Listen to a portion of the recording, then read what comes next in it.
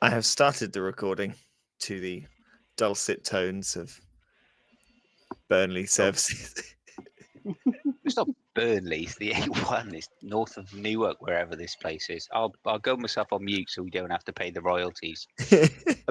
I feel like we need to have a bingo card with all of With the with all of the service stations or airports you've done a pod from.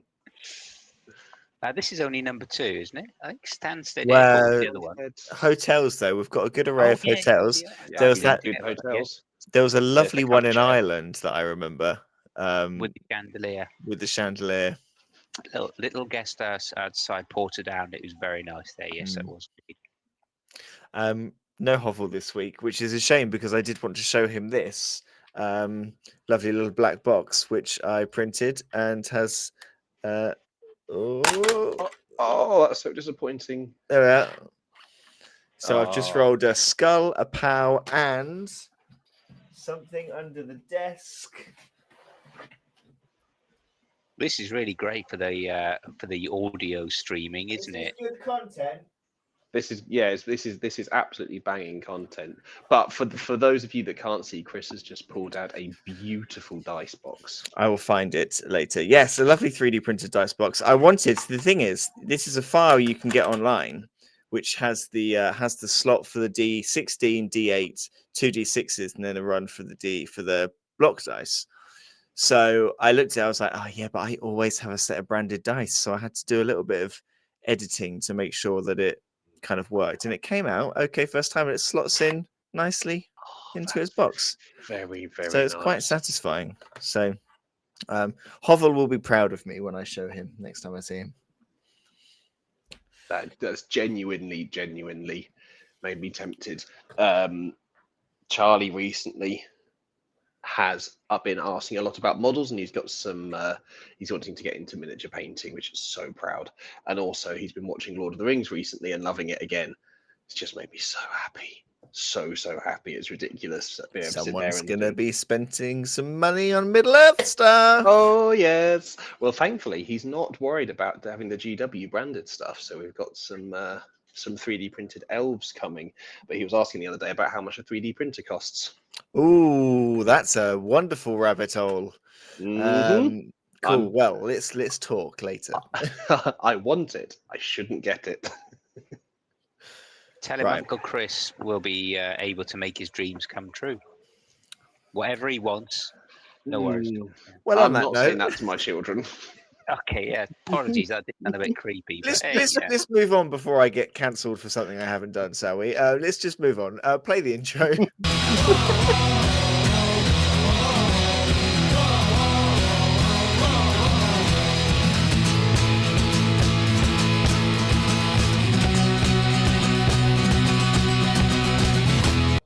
Hello, everyone, and welcome to New Let's Please, the Bite-sized Blood Bowl podcast brought to you by the people at Bloodbowl Live. My name is Chris. Joining me, as always, Mr. Scott Bryant. Scott, what's your favourite colour of shoe?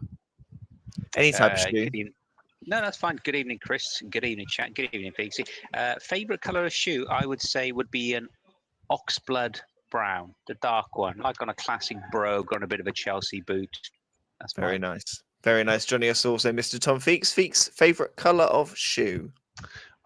It's going to be boring, but I'm just going to go with a classic black, but just a nice, stylish black. I mean, neither of you have surprised me, but I think that's maybe a good thing. And I don't disagree with either of your options, but I will go for either. I love a bright coloured welly. So I've got a lovely pair of yellow wellies that I wear occasionally, and I do quite like a. I used to have this really nice pair of like red Converse, like high top Converse that I really liked, which I'm probably too old to wear, but I'm going to stick with it. I'm going to stick with it. Anyway, we're not talking about shoes this week. No, instead, we are talking about something else, which is I was sat in my bedroom the other day scrolling through videos on YouTube, nothing that requires ID verification. I can see Scott's face already and Tom's face. And I stumbled across a video from a charity football game that took place at some point recently, which was kind of labeled. I can't remember exactly what it was called, but the idea was sword versus shield, and you had all these legends of football that were on either side, but one was solely made up of attacking midfielders and strikers and attacking wingers, and the other was solely made up of defenders and defensive midfielders. So on one side, you had the likes of Kaká, Ronaldinho, Rooney, Bale. On the other side, you had Ashley Cole, Sol Campbell, Carlos Puyol. You had all these like kind of great defenders on one side, great attackers on one side for a game of football. I watched through the whole highlights. It's quite interesting to see like how a team of all defenders play and how a team of all attackers play. It's like I would recommend finding the highlights and having a look for it.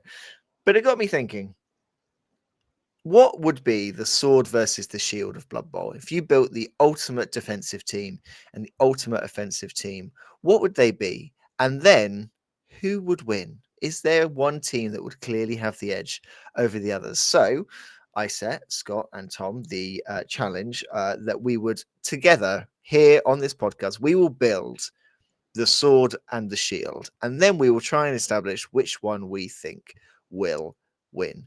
So the rules for the team building, if you want to try and do this at home, you can choose one type of lineman of which you will have 6 of in your team. We're doing the kind of 6-2-2-2-2 kind of build that you get with Necromantic Horror. So 6 of a single type of lineman you can choose. There will then be either 4 positionals that you can have 2 of each, or 3 positionals that you can have 2 of each and a big guy. So that is your option.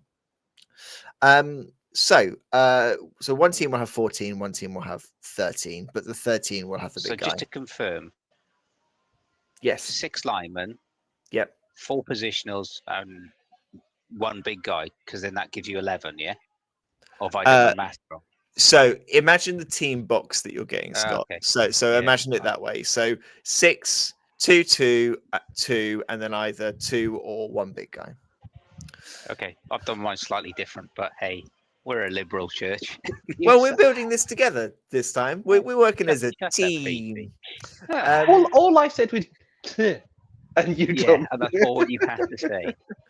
Well, let's start. He's not in my team.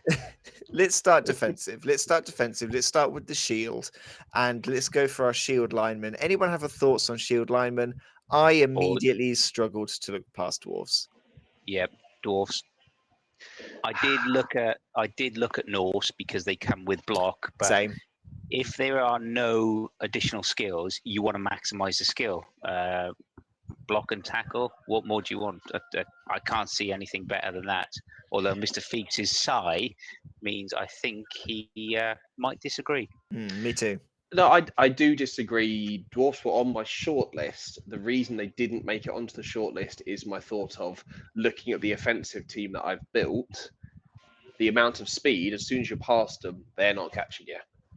So there is basically no recovery with the dwarfs. So I actually went with nobility.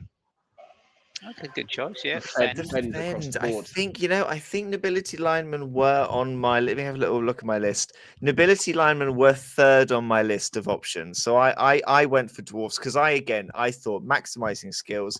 I thought your offensive team is likely to have some dodge in there. So having the tackle counteracts that quite nicely. Yeah. That was kind of my thought process. I was exactly that as well, Chris. And I also have dwarfs, especially when I would go through some of my other positionals on my shield defensive team as well, because I try to make sure that they complement each other as best they can. I did have an honourable mention for gnomes. I appreciate they're the strength 2 option. Depending on once you had this team, what was allowable from a kind of team value point of view, I thought gnomes with the wrestle and jump up could be quite a good low cost option, especially if you went down the big guy route, because then you've got people that can be thrown as well. So I've got them as an honourable mention along with nobility. I think. I mean, it's quite, in a way, it's handy that Mr. Hovel's not here because there's 3 of us, so we can kind of vote this out. And it sounds like dwarfs are taking the lineman route. Yeah, as much as I would hate to give dwarfs any credit because everyone knows my hatred of dwarfs, um, they're really hard to argue against. So long as you can keep that line sorted, Well, this absolutely is sorted. My only thoughts with the fend, and there was a line that I went down and then recorrected, was the recovery. Was that if you then need to detach, fend gives you the automatic detachment in effect. Well, this is where we then look at what are we complementing these dwarfs with. So, what are our next group of positionals? And I thought a good positional that would complement the dwarfs with their block tackle to give additional strength to the line and a bit of control. I was thinking flesh golems because you've got the stand firm in there. You've got the strength 4, so I think they give you a little bit of control along with your line of dwarfs. I went something similar, necro based. I went for 2 wraiths. I went for wraiths because I think wraith is the sort of, from a defensive perspective, a wraith is the sort of piece you can put into or next to a cage for an opposition, and with the sidestep and block, and of course with foul appearance, everybody's favorite dirty bed sheet is just, it's just a pain. And of course it means as well, if you want to, so first of all, obviously you've got to roll to see if you're successful in terms of any block. So multiple blocks against it with sidestep are just going to add up that risk in terms of failing that activation. Plus, you have to get, it reduces your probability in terms of getting a successful block. So really, you've only got 2 options. You've got a power or stumble, and that's it. So automatically, you're a 2 in 3 chance you're not going to do anything to it. So that's why I think wraiths for me would be very good. One, because they've annoyed me so much over the years as well. I have previous. Yeah, I think that's a good shout. Tom, what did you have on your positional list? I can really see the argument for wraiths, and I'm a bit surprised I didn't put them down.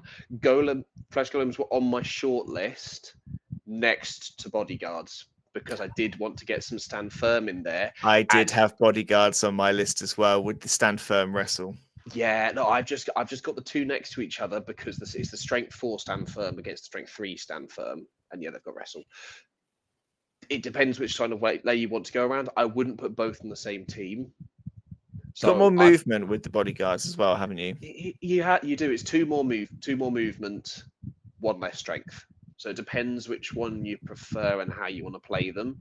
But yeah, I mean, I'm happy. It was between the 2, so I'm happy to go with golems and agree with you. However, wraiths are a very interesting shout there, Scott. Scott, what else did you have on your list for the positionals for the shield? Sorry, for the positionals for my defensive. Yeah. I was looking at combos actually in terms of, okay, you've got the dwarves to hold the line, and obviously you can have at least 1 dwarf if you're doing even a 4-column column defense. You could have a 1 dwarf at the front of every column, so it's not as if they're going to go down straight away. I had then obviously the wraiths in terms of stepping forward and being that annoying piece that the opposition have to look to get through. Plus movement 6, they're not too bad. Then I thought, what would be a really good combination? Because you want something to go into the cage and obviously take the ball. And I thought having, a war dancer, yeah, because a war dancer is great, but even if you take up the 2 assist supports, and of course, if the opposition has got any guard pieces in there, it's always going to be an uphill. Best is going to be a 1 dice, in terms of that attack. So for me, I actually think a really lovely dirty combination. I would have I have vampire runners and Valkyrie, or 1 Valkyrie, 1 vampire runner. So your Oh, look, there's the cat. So that's for all the Audible fans. That's Tom Feakes' cat going out to kill more pigeons in the Nottingham area. She has not got any pigeons recently. She did catch a rat last night. It was disgusting. Feakes proud. But anyway, going back to that, I thought vampire run. And again, these are positionals, and these are players with basic skills. So you've got your vampire runner as an opportunity to use hypnogaze. Plus, again, movement 8. So if you need a piece to come back and sweep, so if your opposition, the offensive team, break through at movement 8, pretty good. So it can turn up, and then Valkyrie. Even if you get 1 dice hit on Valkyrie, plus with Dauntless, so if there's something like a Strength 4, you can at least it's a good probability you'll get at least 1 dice. If you can get 1 dice with Strip Ball as well on that, it's a 4 out of 6. So it's a turn 3 chance that you're going to get the ball. Because in terms of basic players with sure hands, you've got Skaven Thrower or Dwarf Thrower. More of that later. My trouble with the Vampire Runner and the Valkyrie is that if they play on the sword, they can't play on the. If they play on the shield, they can't play on the sword. And I quite Right, like I've the got them on the Vampire sword. Runner. I quite like the Vampire Runner's on my kind of list for potential for the sword is the thing. Feakes, what I was was your? thinking. Oh Was yeah, thinking go of on. sorry, just on that. The other ones I had on it, I did look at a Vampire Blitzer, but obviously it's a 3 up in terms of activation in Bloodlust, unless you're doing a Blitz action. But again, it doesn't have Strip Ball. It does have Juggernaut, yes, but doesn't have Strip Ball. Hence why I was debating between the Vampire Runner or Vampire Thrower, because the Vampire Thrower gives you another Strength 4 piece. Okay. So yeah. Feet. Obviously, it comes with the inherent danger against if the dwarf linemen are there. But hey ho, that's showbiz. It's Yeah. Feakes. Feakes, what was your what are your kind of positionals then? Yeah. Other ones. I did have a short list where I did have some vamps in there. They didn't quite make it. I don't know why they just didn't. I don't know. They didn't seem to fit for me. Completely agree on the Valkyries though. So I'll be putting a very strong shout in for that. Just because defensively that Strip Ball has screwed me over so many times because I tend to forget they have it because it seems like a bit of an odd one for them to start with, so it just doesn't seem to fit, and then I forget they have it. It's really, really annoying. And of course, they've also got pass, so if you do get the ball, you can get rid of it quite quickly, and you can re-roll that. So if you do pick the ball up in a tackle zone or 2, you've got a re-roll to try and get rid of the ball as well. Exactly. That was my next point. They then bring the counter attack play in. They bring the opportunity to have that in there and stretch it if they need to. The other ones I had, and because I've got 2 other ones, just do one for now with Corn Gauls, because having that horns juggernaut piece in the backfield, they're actually really useful. I've said it a few times. I've really struggled when I did Corn, but the Corn Gauls are fantastic blitzers. They are brilliant blitzers. I think they're really, really good blitzers, and they give you a good. You're always going to be on most Strength 3 cages, you're always going to be clearing off a corner. What I was looking at, sort of a Vampire Valkyrie combination, is you can actually take away a corner and then step in to do a blitz. So you do have, an option to take the ball straight away, unless you're crazy and you just want to decide. Because I looked at Witch Owls, and everybody bigs at Witch Owls, but yeah, it's still a 5-up dodge into a cage. Okay, you got a re-roll, which is great, but what would you do? Would you take a Witch Elf? Because I looked at it and I couldn't see a reason to take it. That was my thing. No, Chris they were Chris on. is very quiet. He's looking pensive at the moment. So either his tech has totally failed on him, No. and he doesn't I'm he's listening, or He's he's there. about to say something and just come in with an absolute left field blinder. I'm intrigued by Feakes. What was your last positional? Saurus. Strength 4, movement 6. That's because it. What I find interesting is you've both gone for some slightly more kind of agile pieces for it within the build, which I think is good, because I think it's having some agility in defense is very key. Otherwise you're kind of just building a wall. I very much went for wall. I kind of went for strength and control. So I didn't have Vampire Runners or Valkyries or Corn Gauls. I did have Saurus for the movement, because I think the strength 4 with the movement, although they've got no skills, they do have armor 10. And as soon as you get 1 skill on them, they are incredible. I was then also looking at the new Tomb Guardians, because the new Tomb Guardians are going to come with Brawler, strength 5 with Brawler. And armor 10 is going to be massive as far as the starting one goes. And then I did kind of look towards the likes of, again, I looked at the gnomes and I looked at Beastmasters and Tricksters, because Beastmasters coming with guard, I thought could be quite handy again on a starting roster. And Tricksters allow you to kind of gain assists by moving around. And I thought I do need a ball carrier in here somewhere. So I kind of thought the Trickster as my ball carrier might not be a bad shout. Yeah, no, I think that is a really interesting shout. I think you're right. We've kind of looked at this differently. In my head, we've kind of got a wall of now dwarfs with Saurus at the end and golems mixed in there as well, but then sweepers behind with Korgors and Valks, and the I think it's Saurus an would just interesting be reflection on all of around our as well. play styles, because for me it would be, for me the dwarf lineman would be there. I wouldn't need anything else more. I wouldn't be looking, say, for anything particular, because for me, when I was looking at having a vampire and a Valkyrie as a combination to go get the ball, they'd be my, purpose for their agenda. Go get the ball, split that cage. And hence the racing to cause maximum messing around. So it's not an easy get out for anyone dodging out or anyone trying to get out of that position. What would have you both come up with a preferred big guy if you did have a big guy in this defensive shield setup? If I've got a big guy in this setup, I've gone for a bog standard ogre.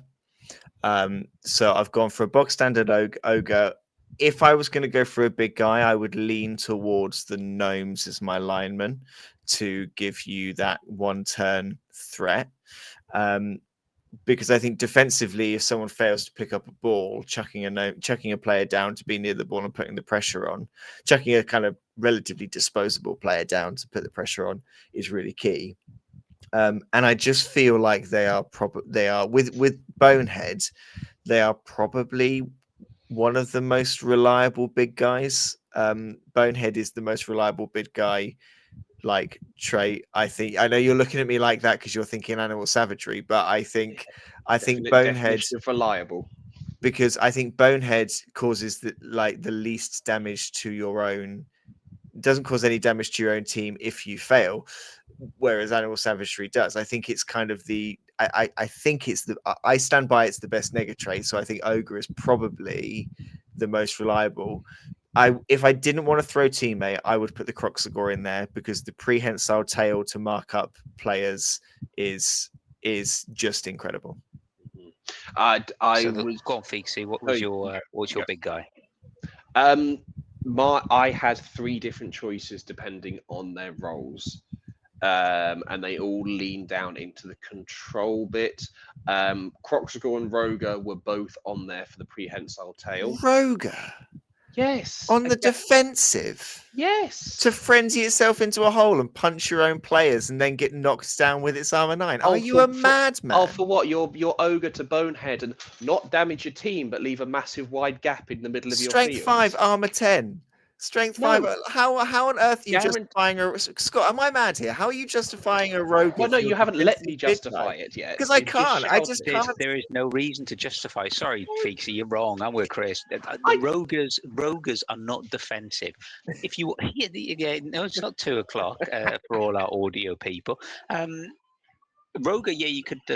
I was like with Chris. I looked and thought about having a tree to throw teammate as a defensive weapon, and then I thought, well, what about who is the best thrower? And obviously a Roger, is slightly better than maybe you could put a tree in there if you wanted something like that, because obviously it's hard. But then how many times do we all see trees go down and they don't do anything? The big guy I've gone for is a rot spawn. That was I did have a rot spawn on my list. Yeah. I got not just the tentacles, but it's a mighty blow piece in your team as well. Mm. And it's an app. And having played it so many times, and having played it against a lot of Edge teams, if you can't get away, it's an absolute pain in the arse. No, I've seen lots of gutter runners and elves die to a rot spawn. Yeah, no, and it's a great model. No, it looks so good on the tabletop as well. No, it does. No, rot spawn was on there. Well, on my list, just strength 5 roadblock with tentacles.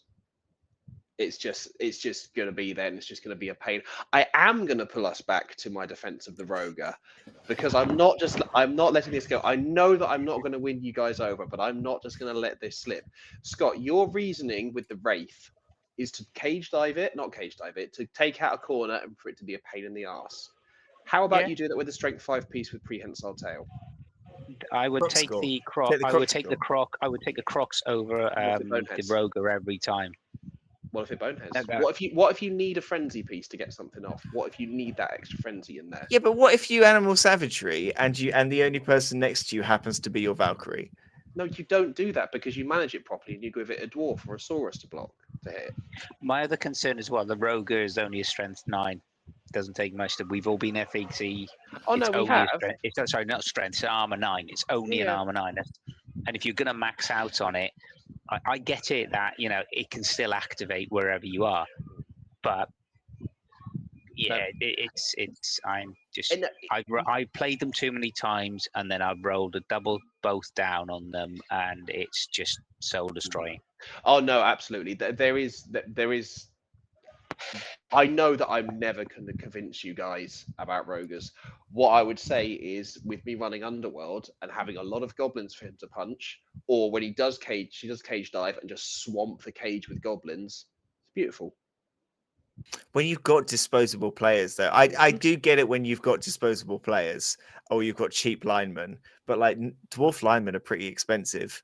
Like They're even 10 and die. all of these teams, all of these players are quite expensive. I just wouldn't want to risk the animal savagery.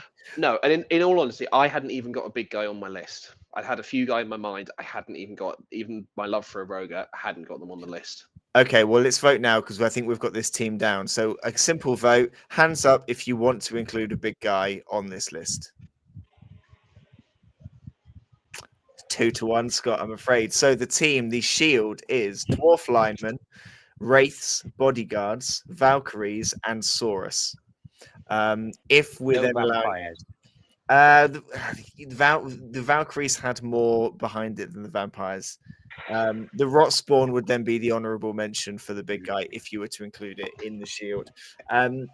So let's go. Yeah, that's a good shield. I think that's a good defensive side there. Okay, let's look at the sword then. Let's look at the ultimate offensive team. And let's go to linemen. So I had 3 linemen that I put on this list, but I was struggling quite a lot. And the 3 linemen I've got, and I still don't know if I can pick between them, is Chaos Chosen, Skinks, and Amazons. So I Okay. thought Chaos Chosen gives you offensive in terms of the regular edge, access to mutations are very handy. The horns mean that they're a good physical offensive as well as scoring offensive. So I thought they would be quite a good option. Skinks I went for the speed and the built-in dodge, the built-in skill. I appreciate you are then lower on the strength, but you've got the quickest lineman in the game on your side to run around those dwarfs. And Amazons, I don't know. I thought the dodge makes them quite resilient, and they're 1 skill away from a strength 3 blodging piece. So that's But what I then kind of don't went forget, for. sorry, just to bring you back, Christopher, to the rules, no additional skills. So irrespective of the tree, because when I've looked at mine, I thought irrespective of their tree, whether Oh yeah. it's Starting roster, whether yeah. So yeah, if you were to develop the team, you've got Blodge there, but as a starting roster, you still start with the dodge, which yeah. makes them resilient. Even though I have put Amazons down for mine because I would take them over anything with Edge 2 because Edge 2 doesn't get a reroll. Unless you want to put catchers, but catcher isn't a lineman. So for me, I would put Amazons because a 3-up reroll statistically is better than a 2-up. It's 87, 88 versus 83. So that would give me the edge. Plus, of course, if you're in broken play, it's better position as well. Yes, against the tackle of dwarves, that's always a risk inherently, but that's the overkill of dwarves. So yeah, mine would be Amazons. I did think about do you go woodies or do you go elves? Too expensive. I did think about do you go anything else in terms of I looked at skinks, thinking of that. I actually looked at stunties. Because if you're looking for something quick, easy to dodge out with stunties on a 2+, I did actually look at going for something like Snotlings. With a Titchy 2+, 2+. It's as Feakes mentioned with the big guy, it is something which is going to potentially gum up the works of the shield, and that's going to cause them a lot of frustration, especially with sidestep in there as well. So for me, I decided go with Amazons, and Snotlings get an honourable mention. Feakes, what did you go for lineman wise? Amazons were on there as well. Although, having said that, are we doing this knowing what the opposition are like, or are we just going into it basic? Because if I knew I was going up against dwarfs, I would not take Amazons. I think this is the tricky thing. I think we've probably got to do this as what is. I think we've probably got to do like objectively the best sword. So I think we can't assume that we're going to come up against dwarves, even though we know we are. I think we've got to do the objective best sword for most situations, and then we're going to see how that sword faces against the shield. No, absolutely. Yeah, so it's Amazon line women were there, or Dark Elves or High Elves linemen as well for the Edge 2, but the extra point of armor over the Zons. I just think they're too expensive. What's the Amazon or Snappers? 60k, isn't Amazon it? 50k. Are they 50? 50k. I'm sure they're 50. I thought I know, but for 70k, 70k is too expensive, I think. Yeah, I think Amazon lineman's 50. Yeah, I think we're locked in on Amazons there. I think all of these other honourable mentions can do a good job, but I think the Amazons probably feel the most resilient kind of over the whole stretch. What are we thinking then for positionals? I have not. I'll go straight in and say I have not considered any big guys in this offensive lineup. No. With honourable mentions to the Roger and the Minotaur, but I haven't. Other than that, I haven't actually included any. I've looked at. I have looked at immediately. I've looked at gutter runners. I think if you're looking offensive, you want the quickest positional in the game. So I don't think you can look past a gutter runner as one of those spaces. But I will be challenged. No. I straight down on the list first. Under Amazons, lineman Amazons, next gutter runners. First on the list. Edge 2, dodge 9. Even though it's armor 8, doesn't matter. No, it's absolutely top of my list for gutters. That was nice and easy. Feakes, what other positionals did you have? I had some wolves. I was trying to lean down just the speed and the strength 3, movement 8 with the wolf. It means you do have the frenzy, because I did toy the witch elf in there as well to just think about, is there for a little bit of recovery if you need it, the frenzy can be quite useful. But to be honest, I ended up just going for speed. So yeah, another movement 8 piece in there, strength 3, lovely. I just feel wolves are too much of a liability. I think that frenzy, for me, you can walk you into a bit of a frenzy trap. Would I take 2? I'd be really nervous about taking 2. I built my team in terms of trying to have as much flexibility and as many offensive options as you can. So what I've gone with is, in terms of 2 Elf Union catchers, movement 8 plus catch plus nerves of steel. And the reason I went with those is, yes, your gutter runners can always operate as ball to pick up a ball, to move it, to hand it off as well. So that's the one thing I looked at. So it gives you that option. The elves there to catch it, and that's then when I went with the other one. As if I took 1 thrower in the team, and I appreciate we want 2, but I would go as much as they frustrate me at times. The Skaven throwers. So they've got sure hands to stop with the strip ball. Plus, again, it's 3 up with a reroll, and then it's 2 up pass, isn't it? With pass. Now, I also thought about putting a throwing piece in here. I went for the Elven Union thrower instead, because they're receiving the handoff on a 2 up, and then they're passing on a 2 up. No, so I was really torn for that, Chris. Yeah, I think your gutter runner is almost back collecting the ball on a 2 up, handing off somewhere further up the field to your Elven Union thrower on a 2 up, who's then kind of moving around with the pass reroll on a that kind of is the route I went down. I'd written down Elven Thrower, but I hadn't written down Union. I went for High Elf. Yes, that was going to be my Cloudburst. point because I was torn Yeah, between the two. And yeah, it's 25k difference. The high elf one is a bit more expensive, but it's the extra point of armor. Cloudburster, meh. Save pass, yeah, it may save you every now and again. I think Cloudburst is right. I think it's very one of those. It's a bit like Fumble Rooski that we've talked about before. I think it's one of those very okay. It's quite situational, but it's very underrated because if you've got it and you just need to throw it over the top of a line of scrummage to say to a gutter runner, then it's or even an elf union catcher. It just means that the risk of the interception is absolute minimal, even if they've got a 2-up. They've got a 2-up piece in there. They do roll it, so what is that going to be? Even if it's accurate, 5-up. I mean, you're If right. they do get it, they just got to re-roll it. So It's like Fumblerooski. It's a terrible skill until it wins you the game, and it can, Yes. and it can win you the game. Yeah, and for the sake of 25k, I would pay the extra for the point of armor, having that and save pass. So I had vampire runners in my offensive team because I thought the Hypno Gaze, the Movement 8, the Edge 2 was a bunch of stuff that could come in handy in a variety of situations.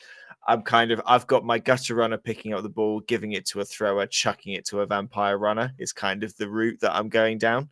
So that's kind of where I had, and I did have war dancers in there. Because I think just the array of skills that they come with make them an incredible blitzing piece. Same actually. Yeah, if you look at my list, War Dancer, stroke Vampire Runners. It's that. I think the Vampire Runner would be because they will open up the defensive as well as offensive opportunities. They will just give you enough for a 2-up dodge through, and a War Dancer. Okay, it's a 3-up leap against one person, but a 3-up leap is personally it's got me at so many problems and holes so many times. I think it's a really underrated skill.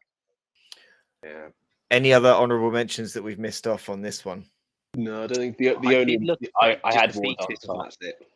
I did look at the Wolves Feakesy, but I thought they were too much of a liability. When I looked at Witch Elves, did I feel that they were?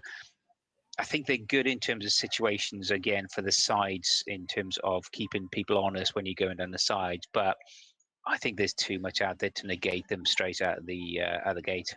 Yeah, no, I think that's fair enough. And to be fair, looking at what I've built, the Wolves are another 125k piece. So if I'm wanting to get high elf for 100k and a dancer at 100k, I could take it a little bit elsewhere. I just like having one frenzy piece. Okay, you're just that kind of guy who just loses control and all hell breaks loose, Feaksy. Well, I try not. I know, but we've seen the stains. Chris, I did see. I did have a name down. I put my skinks down there as potential, but I think there's too many other pieces on a like for like, better pieces, sorry, and positionals on a like for like comparison. And the other one, I was looking at some of the other additional Amazon players. So the Piranha, are they Piranha, the Jaguar line people? Do you mean the ones with hit and run or the blockers? Both really, because hit and run is again, it's very, very, very potent. And having a strength 4 piece on the line, with dodge isn't a bad thing. So I've got Amazon's Gutter Runners, High Elf Thrower, and War Dancer are all locked in. It's the question seems to be: do we want the Elven Union Catcher or do we want the Vampire Runner? Is the question. They're both movement 8.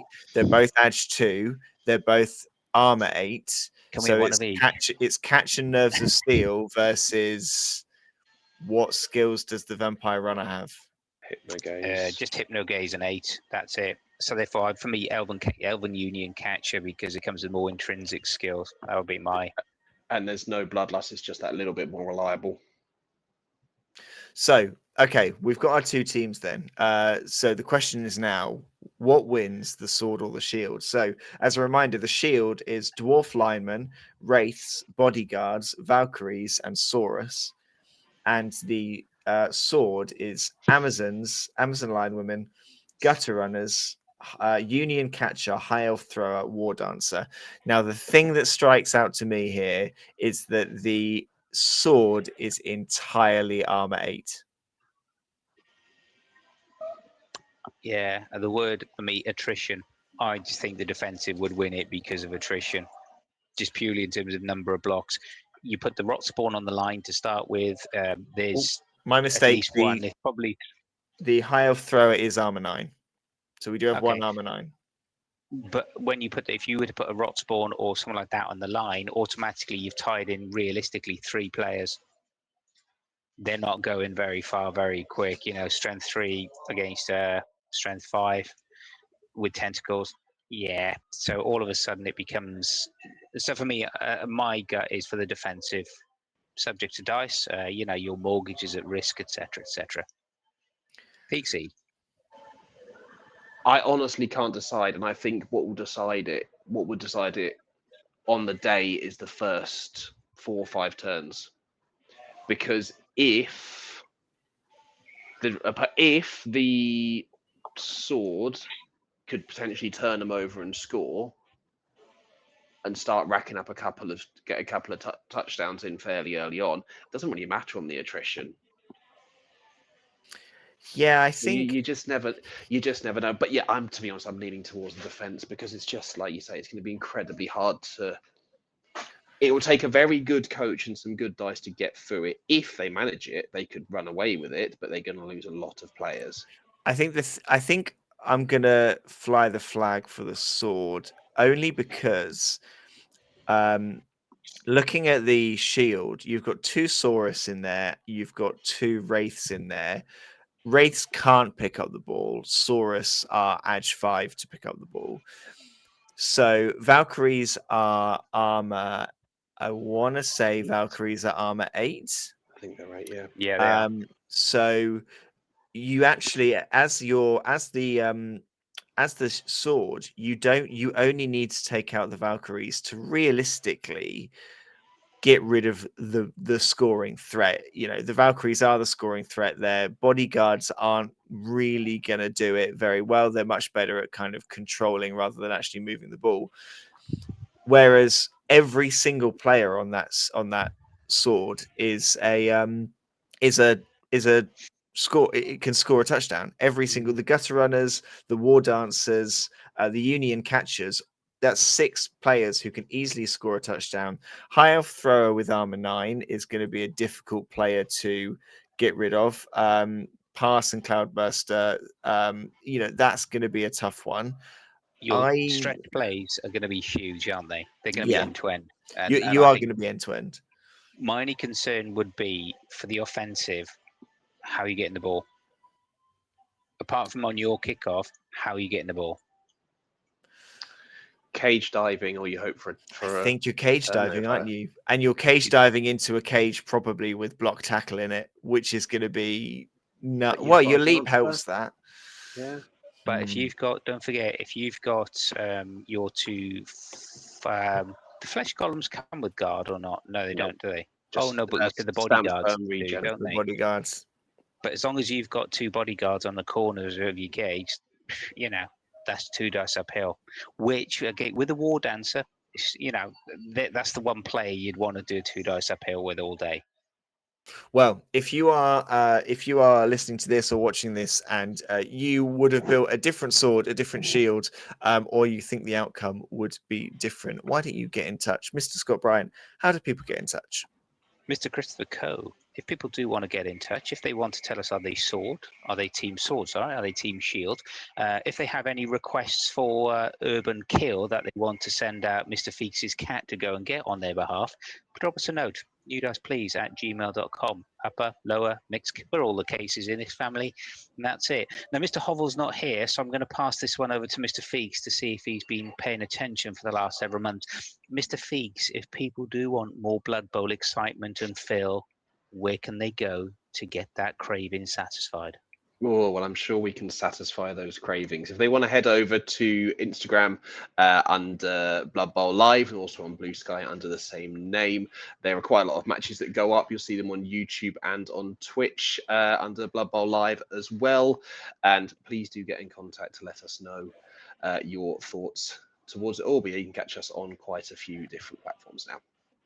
Hopefully Thank that you. fills you and satisfies you nicely. Thank you very much, Mr. Feakes. And what is your word of the day? Dream hole. Ah, I quite like that one. It's not how I meant it, but sure. Okay. And Thank- what's the official OED definition? It's an opening made in the wall of a building to let in sunlight or fresh air. It was also once used to refer to holes in watchtowers used by lookouts or guard, or to openings left in walls of church towers to amplify the sound of the bells. Oh, see, that's very So pleasant. it's just basically someone with a love of euphemisms just describing a window. That's all Feakes' Basically, word of the day is. yeah, Yeah. yeah. That's literally it. It's dream hole or glory hole. They just didn't want to say it. Well, on that note, thank you very much, Mr. Brian. Thank you very much, Tom. Thank you, everybody, for listening. We have been New Dice Please, and we will see you next time.